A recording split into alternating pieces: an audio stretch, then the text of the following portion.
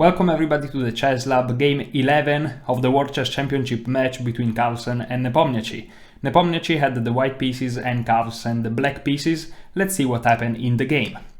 Nepomniachtchi opened with e4, occupying the center and controlling the d5 square. e5 by Carlsen with the same idea, occupying the e5 square and controlling d4. Knight f3, putting pressure against the e5 pawn and controlling d4. Knight c6, defending e5 and counter-controlling d4. Bishop c4, this is the Italian opening, putting pressure on the weak spot f7. Knight f6, developing the knight, controlling d5 and putting pressure against e4. d3, defending e4 and opening up the line of the dark square bishop. Bishop c5, putting pressure on the weak spot on f2. c3, limiting, as you can see from the arrows and the colors, the mobility of the black pieces. d6, opening up the line for the light square bishop. Castle, the king is now safe and white is ready to play rook e1 to activate the rook. a5, giving the bishop a free square on a7 and rook e1. Now bishop a7, the idea is that black doesn't want d4 to come with tempo. So knight a3 with the idea to go on c2 and h6, preventing bishop g5, which is a natural developing move. So knight c2, the idea is playing bishop e3, and if bishop takes bishop, knight takes back on e3.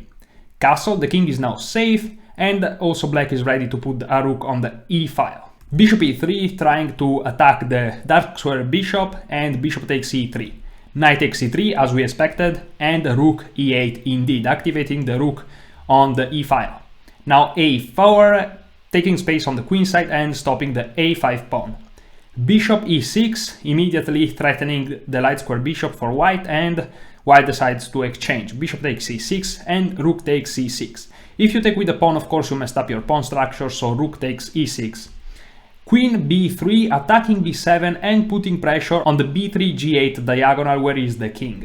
So b6, defending the pawn, and rook a to d1, lining up the rook and the queen. So knight e7, maybe with the idea knight g6, knight f4, even though in the game we will not see it, but that's the idea. h3, preventing knight g4 and also allowing g4, g5. So queen d7, targeting the a4 pawn, that means that the white queen must stay there. Knight h2, with the idea of going to g4, because also the other knight on e3 is controlling that square. Rook d8, lining up on the d file and creating this battery with the queen. And now knight from h to g4, attacking the knight on f6 and also targeting some weak square in black camp. Knight takes g4, removing the strong knight, and h takes g4, creating this imbalance with the g doubled pawns and also with the idea of knight f5. d5, attacking the center, e4 is under attack and maybe d4 is threatened, and now d4, creating complete madness in the center of the board. Every capture is allowed and black goes for e takes d4, attacking the knight, but now white plays the unexpected e takes d5. Instead of retreating the knight or saving it, white counterattack the e6 rook. And now rook e4, the knight is hanging, the pawn is hanging, but again, queen c2, attacking the rook instead of defending the knight, and now rook f4. Once again the knight is hanging, and here g3. g3 is considered a mistake, better was rook takes d4.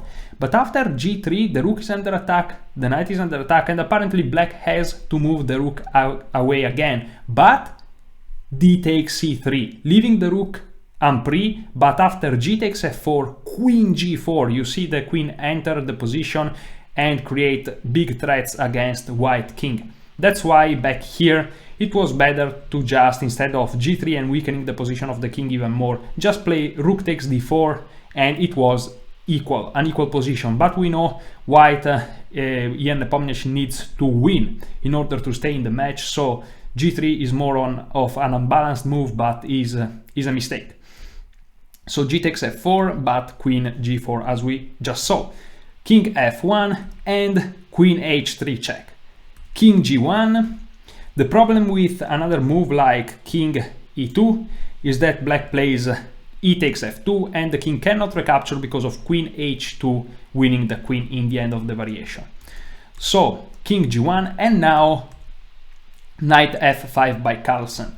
It was better to play e takes f2 with check, with the idea that you can see from the arrow rook d6 and rook g6 with unstoppable threats. But okay, after king g1, knight f5 is played, defending the pawn and jumping into g3. That's at least is the idea of maybe h4 and d6. The reason why knight f5 is slightly an imprecision is that d6 is allowed for white, giving some counter chances. The idea is d takes c7 and then maybe promoting if black allows it. But knight h4 threatening mate on g2, f takes c3, the queen defends the mate, and queen g3 check. The queen cannot interpose, otherwise queen takes with mate, so king f1 and knight f3. The idea is queen g1 check, only move king e2 and then queen g2 check. So for example, here is if d takes c7, apparently a good move, queen g1, only move king e2, and now queen g2 is mate. So let's go back. Queen f2, now white needs to exchange queens, and queen h3 check. Once again, white needs to exchange queen, otherwise the attack is too strong. And now queen takes g2. Black allows this because after king g2, a rook is on prey. So knight takes c1 check, and after rook e1, the rook must recapture the piece, rook takes d6. And as you can see from the colors, black has 3 pawns, white has 2 pawns, but the black rook is also more active, with the idea of rook d2 check winning a pawn. King f3, the idea of the king is to activate in the center, and rook d2. Rook b1 is forced to defend the pawn, and now g6. The idea is to play the h-pawn through h1 and promoting it to a queen. b4, trying to opening up some lines against the queen side. A takes b4 and rook takes b4, with the idea of rook c4 attacking the c7 pawn. Rook a2 going for the a4 pawn, and king e4. Now the idea is king d5, king c6 and collecting the queenside pawns. h5 trying to promote, king d5 trying to reach c6, rook c2 attacking the c3 pawn, and rook b3 defending it. h4, 3 square from the promotion, it's very scary. King c6, the pawn are reached, but h3, 2 squares away. King takes c7, winning a pawn. h2, only 1 square away. White must go back and defend the promotion square with rook b1. But now rook takes c3 check. King b6, and now feel free to pause the video and find the winning move for black. And the move is rook b3 check, forcing an exchange of rooks, and after rook takes b3, h1 promotion with queen. a5 is tried, now is white that tries the last hope to promote, but the pawn is too far away and the queen is too strong. So queen e4 threatening queen e6, forking king and rook.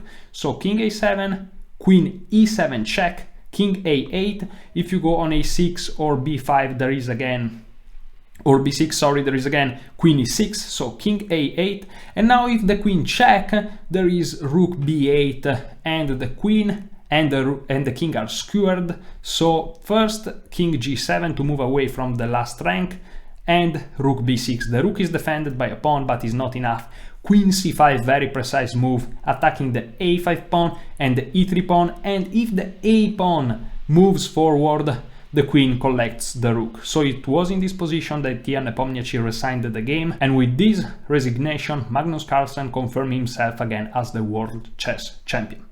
That was everything for this series. I covered all these games of the match. Now that the match is over, I'm thinking about some new content, and I'm trying my best to think about something entertaining and educational at the same time.